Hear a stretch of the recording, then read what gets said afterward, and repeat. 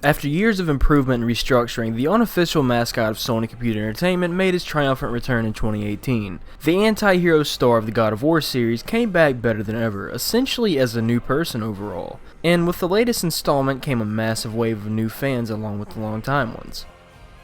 Whether you've played a God of War game or not, you know who Kratos is. You've seen the iconic Ghost of Sparta in all of his glory at some point in your life, even before the newer bearded version of the character was brought to light. And if you've seen Kratos, you know that he is a god-slaying beast of a man who is actually a demigod turned god in the end. Despite his unadulterated badassery, Kratos is also known for his relatively deep and tragic life story. I won't go into that here, but if you've watched a lot of videos on it or played the games for yourself, you know what I'm talking about. The story and most of the details regarding Kratos were given to us pretty straightforward, and since he's such a prominent character, lots of info about even his creation and significance to real life has also been elaborated upon. Of course, there are some pretty cool things about Kratos that haven't gotten much attention, or did but just got overlooked, and ended up forgotten about due to being considered insignificant or just trivial nonsense. In this video, we will be discussing said nonsense. Here are 5 obscure facts that you didn't know about Kratos. Probably.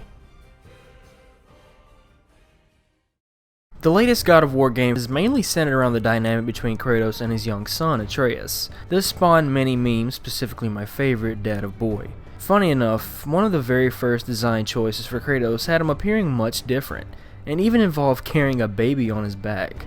Apparently the idea here was to create a character that looked brutal but didn't look like a typical Greek hero. In this case, Kratos didn't look Greek at all and had a more Chinese-like appearance. While the blindfold and large robe covering his entire body while also carrying a freaking baby is pretty awesome looking, I can understand why concepts like this were abandoned, as the reasoning for it was that he seemed void of personality or character due to his face being masked. As this was just a piece of early concept art, it's not known what significance the baby had on the game's story.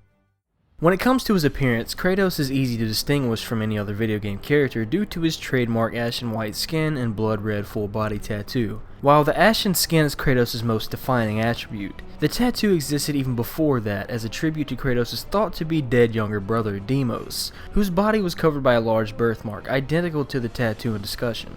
This symbol of remembrance and hatred for the Greek gods wasn't always the deep red that we know today though, up until literal days before the games revealed to the media. The Ghost of Sparta's iconic body art was a royal blue color. The reason behind this change?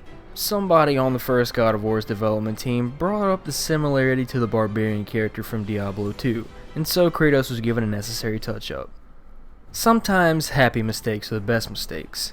After Kratos was already fully fleshed out and everything, he was given his name, which meant strength in Greek, with the devs being completely unaware that there was already a Greek deity with the same name who was the personification of strength. According to Stig Asmussen, director of God of War 3, this was a happy mistake. Funny enough, the Kratos from Greek mythology is the one who chained Prometheus, and the video game Kratos is responsible for unchaining him.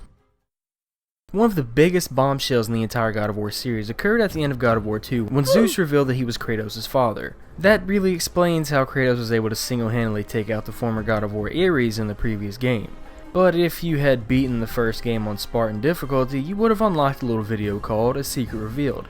This details the origins of Kratos, who was born out of wedlock to his mother Callisto and an unknown father. After the two flee from their home to Sparta, Kratos eventually becomes a Spartan general and abandons his mother. Many years later, Kratos returned to his mother to seek the identity of his father, only for her to turn into a monster and force him to kill her. With her dying breath, she revealed that his father was Zeus, causing Kratos to want to take revenge on him for abandoning his mother.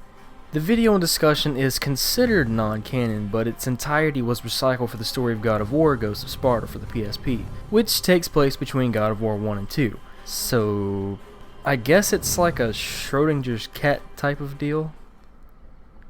One thing that I personally have wondered about is Kratos' height. When compared to most characters or monsters or what have you, the guy towers over them. In some places I've seen Kratos' height being listed as like 8 feet tall. But according to early scripts from the first God of War, Kratos' official height is 6'6", or just shy of 2 meters.